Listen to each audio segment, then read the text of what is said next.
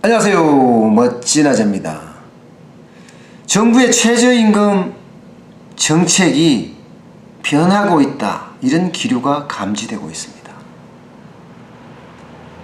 이재갑 고용노동부 장관은요, 최저임금 보완책을 체계적으로 찾겠다고 이야기했습니다.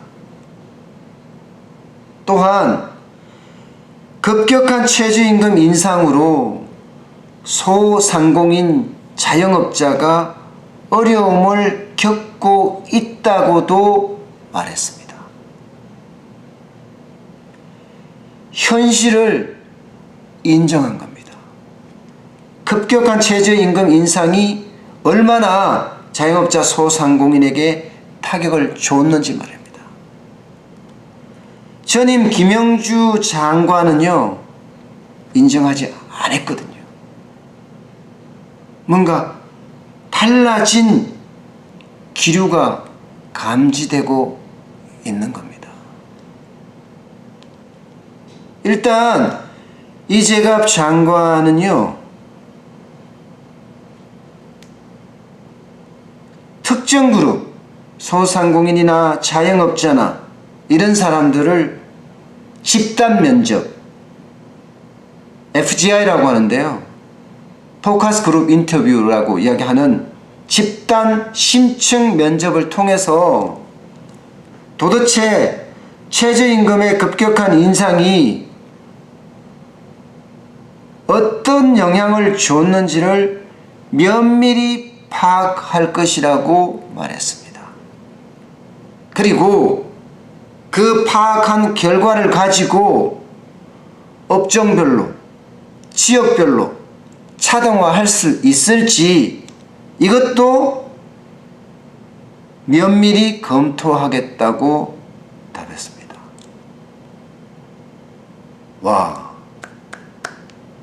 뭔가 급격한 최저임금 인상이 우리 자영업자 소상공인에게 심각한 타격을 줬는데 제대로 현장을 분석해서 대안을 마련하겠다니까 박수를 보내는 겁니다.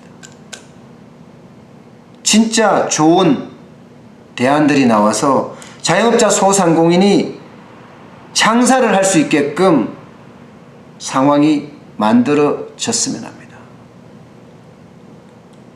또한 김동연 부총리도요, 최저임금 정책에 대해서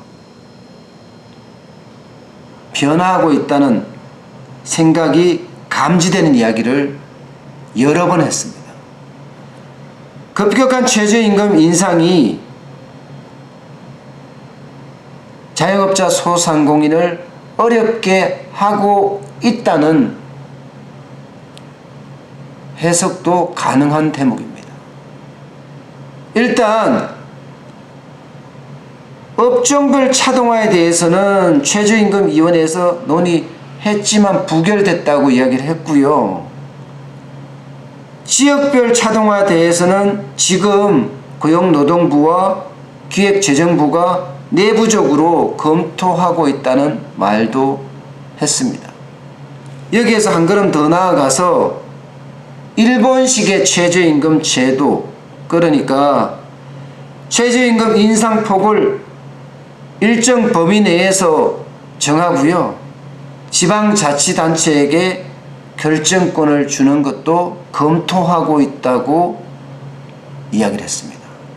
한 걸음 더 나아간 거죠. 진짜 시장은요, 지난 2년 동안 29.5%, 내년까지 하면 10.9%가 더 오르니까 40.4%예요. 3년 새 40.4%의 최저임금이 늘었어요. 우리같이 국밥집을 하는 사람이 1년에 매출이 늘면 얼마나 늘겠습니까? 그것도 경기가 좋을 때 국밥집, 술집, 빵집, 여기에 매출이 느는 거지, 지금처럼 심리가 얼어붙어서 경기가 최악으로 지금 떨어지고 있는 상황에서는 매출조차도 꺾이고 있어요. 이런 상황에서 40.4% 내년에 다 반영이 된다? 아마도 자영업자 소상공인들 중에 많은 사람들이 버티지 못하고 나가 떨어질 겁니다. 그 중에 저도 한 사람이 될 수 있는 거고요. 너무 과격하고 급격하게 최저임금을 올린 거죠. 게다가 자영업자 소상공인의 기준으로 보면요, 주 52시간 근로시간 단축도 사실 영향을 많이 미치고 있어요. 아주 단적인 예로 기업들의 회식이 많이 줄어요. 그러니까 저녁 매출이 떨어지는 겁니다. 가만히 보면요, 자영업자 소상공인은요, 충격이 한 번이 아니라 두 번이 아니라 세 번, 네 번 충격을 받는 거예요. 최저임금이 오름으로 해서 말입니다. 그것도 과격하게 오름으로 했어요. 최저임금이 오르지 마라 이런 뜻은 아닙니다.